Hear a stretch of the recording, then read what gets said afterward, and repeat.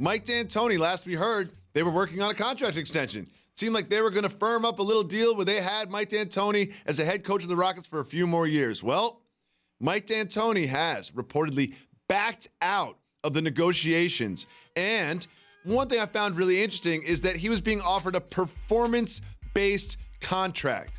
Jalen, why would Mike D Antoni back out, and why would the Rockets offer a performance-based contract? And he's only got one more year on his contract. And also, the other news is that the Rockets have put up the entire roster available for trade. What is happening in Houston? Jay-Z and Too Short tried to tell us it was all good just a week ago. Here's the deal. Mike D'Antoni has proven to be a really good NBA coach. So many players have ascended and put up big-time numbers and achieved things they probably would not have done if he was not their head coach when he had them. I'm thinking back to Steve Nash and his back-to-back MVPs, and how really in the modern day, he was the first guy that would do the pick and roll and then probe and go underneath the basket and dribble it back out to the other side. And then you had a guy like Sean Marion who played a lot of small forward, and then Mike D'Antoni moved him to the 4. And then you had Amari Stoudemire at the 5, and then it was 7 seconds or less. That was his style of play. We've seen James Harden excel, go from really being a shooting guard to now the primary ball handler. The most unique offensive weapon that the game has seen, because he'll lead the league at different points of his career in three-pointers made, free throws made. And so why has that now translated into championship productivity? So now as an organization, you got to sit back and say, Chris Paul has a big contract that we may or may not be able to use, may or may not be able to move. Clint Capella is a young player that has shown promise, but he's come up small in the playoffs the last couple of years. Tucker's an asset. I want to keep him on my team. I love what he brings, the tenacity. Eric Gordon, knockdown shooter. I can trust what he's going to bring. But we're not meeting our goal. I brought all these guys in to contend with the Golden State Warriors. That's where the performance-based part comes in.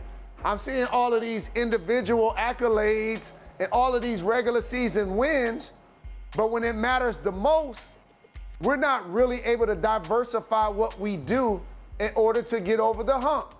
And especially disappointing the way they lost to the Golden State Warriors without Kevin Durant.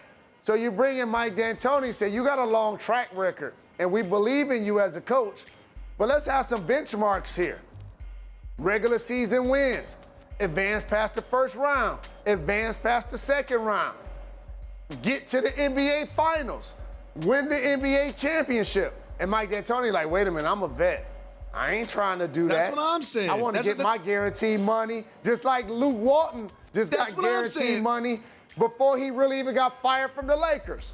To me, if you're a head coach of a basketball team, it's like, commit to me as the head coach of the basketball team, but don't give me these little hurdles that I have to get over with regular season wins. What if James Harden gets injured? Now, because of James Harden getting injured, I'm not going to get my bread. There's only so much I can control as the head coach. It's one thing if it's like, hey, you get a bonus on top of your guarantee if you guys go here, here, here. But it seemed like this was structured in a different way, which to me kind of seemed like a non-offer, and it feels like D'Antoni might have been disrespected by it. Do you think that's the right read? I don't believe it's a non-offer, and I don't see it as disrespect.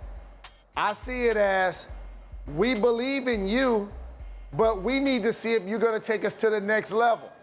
Shout to Masai Ujiri. Let me school you guys. Daryl Morey is kind of taking a page from his book.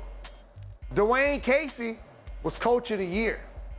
The NBA does a terrible job of announcing it June 24th, so we kind of forget what happened throughout the regular season. And so now all of a sudden, he's accepting the award at the NBA Awards, and he's already gotten fired by the Toronto Raptors and hired by the Detroit Pistons. And they were the #1 seed. DeMar DeRozan, all-star player, 20-plus point scorer, put on for Toronto while he was here. But if we can get Kawhi Leonard, we're going to take it to the next level. So now that's the quandary that Daryl Morey has. Have we hit our ceiling with Mike D'Antoni? and James Harden as our best player because Harden's going to be there. Now the rest of the roster, that remains to be seen.